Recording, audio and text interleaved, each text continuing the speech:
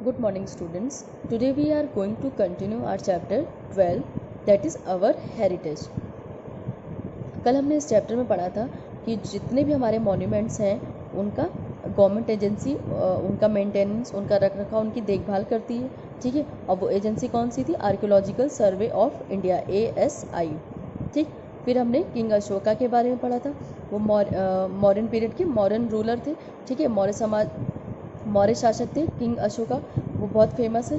ठीक, फिर हमने सांची, उनके द्वारा बनाए गए मॉन्यूमेंट्स के बारे में पढ़ा था। किसके बारे में? सांची स्तूप के बारे में। ठीक है, सांची स्तूप क्या है? ये मध्य प्रदेश के भोपाल में 70 किलोमीटर दूर एक पहाड़ी पे बना हुआ है। ठीक, और इसमें बुद्ध की एक म्यूज़ियम बना हुआ है जिसमें बुद्ध की इमेजेस हैं और जिसमें उनके टीचिंग्स, बुद्ध की जो जितनी भी शिक्षाएं हैं, टीचिंग्स हैं, वो लिखी हुई हैं। ठीक है, इसके 4 एंट्रेंस हैं। Now next topic is Sarnath pillar.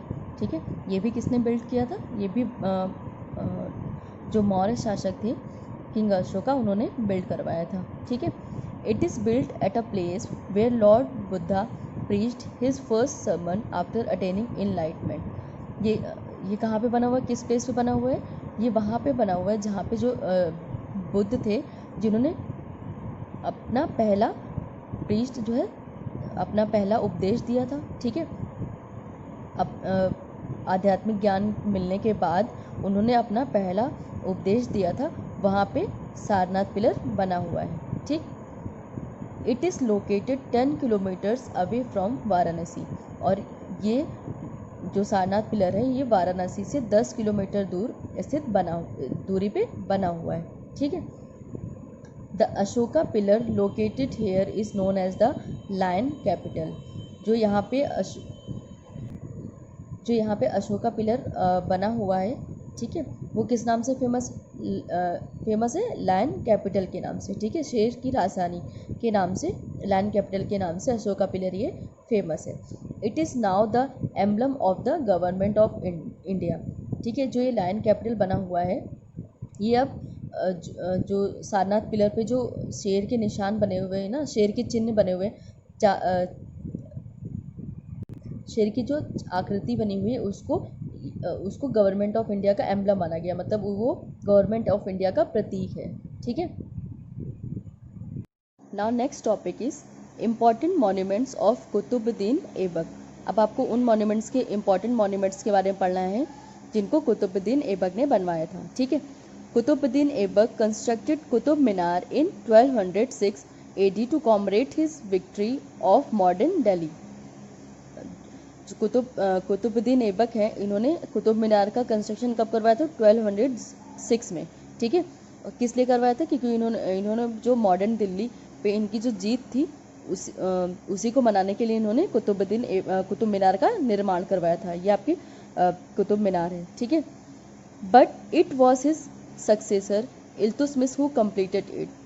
लेकिन कुतुबुद्दीन ऐबक इसको कंप्लीट इसका कंस्ट्रक्शन नहीं करवा पाए थे। ठीक है, तो इसका जो इसको कंप्लीट किसने किया था? इल्तुतमिश ने। ठीक है, जो कुतुबुद्दीन ऐबक के सक्सेसर थे। ठीक है, जो इनके बाद जिन्होंने राजगद्दी संभाली, इल्तुतमिश। ठीक है, तो इन्होंने इस कुतुब मीनार ऐबक के निर्माण को कंप्लीट करवाया था। ठीक है, this is an ancient, majestic and famous monument located at Mehrauli in Delhi. ये सबसे पुराना है, एंशियंट है। ठीक है, मैजेस्टिक एंड फेमस मॉन्यूमेंट, और ये दिल्ली का सबसे फेमस मॉन्यूमेंट है। ठीक है, और ये लोकेटेड कहाँ पे है? मेहरौली, दिल्ली में। ठीक था, एंशियंट था और आलीशान और फेमस मॉन्यूमेंट था। किस मॉन्यूमेंट है? दिल्ली का। ठीक है, it is built of red sandstone with 5 story and a spiral staircase with 399 steps. और ये जो कुतुब मीनार है ये किससे बना हुआ है? ये आपका रेड सैंडस्टोन, मतलब लाल जो सैंडस्टोन, बालुई पत्थर जो होता है उससे बना हुआ है। ठीक है, रेड कलर के, जैसे कि आपको डायग्राम में दिख रहा है। ठीक, with 5 storey and a spiral staircase with 399 steps. और इसे 5 स्टोरेज हैं, मतलब कि 1 2 3 4 5। ठीक है, मतलब 5 मंजिला ये कुतुब मीनार ऐबक में 5 स्टोरेज हैं, 1 2 3 4 5, ठीक। और इसमें स्पाइरल स्टेयरकेस है, ठीक है। इसमें जो स्टेयरकेस है, जो सीढ़ियाँ हैं वो स्पाइरल है, ठीक है, मतलब ऐसे ऐसे, ठीक है, ऐसे घूमी हुई स्पाइरल। और उसमें कितनी सीढ़ियाँ हैं? टोटल 399 स्टेप्स हैं उन स्टेयरकेस में, उन सीढ़ियों में, ठीक। The height of the tower is about 72.5 meters. और ये जो कुतुब मीनार की जो हाइट है, ठीक है, इस टावर की जो हाइट है वो कितनी है? 72.5 meters. Each story of the tower is of different pattern. मतलब कि जितने भी स्टोरे बने हुए हैं, ठीक है, जितने भी ये मंजिलें बने हुए हैं, मतलब वो सब एक दूसरे से, उनका जो पैटर्न है बनाने का वो डिफरेंट है। मतलब ये डिफरेंट पैटर्न में बना हुआ है, फिर ये भी डिफरेंट पैटर्न में बना हुआ है, सेम पैटर्न नहीं है सबका, ठीक है, सबका अलग अलग डिफरेंट पैटर्न है, उसको बनाने का डिफरेंट पैटर्न है, ठीक। Qutub Minar is the highest stone tower in India, ठीक है। जो कुतुब मीनार है ये सबसे हाईएस्ट जो पत्थर से बनाया गया है और इंडिया का सबसे बड़ा टावर है, ठीक है। इंडिया में सबसे बड़ा टावर है, highest stone tower in India, ठीक है। कुतुब मीनार इंडिया का सबसे हाईएस्ट स्टोन टावर है। The Quran verses are inscribed in calligraphy bands on its walls. जो कुरान की जो छंदें थी, ठीक है, जो कुरान की छंद वो इस टावर के वॉल्स पे कैलीग्राफी बैंड्स में लिखा हुआ है, ठीक है। उन कुरान के छंदों को लिखा गया है इन वॉल्स पे। At the centre of the arena lies the famous iron pillar. और इसके सेंटर में क्या है? एक फेमस आयरन पिलर है, ठीक है, of 4th century built during the Gupta period, ठीक है। जो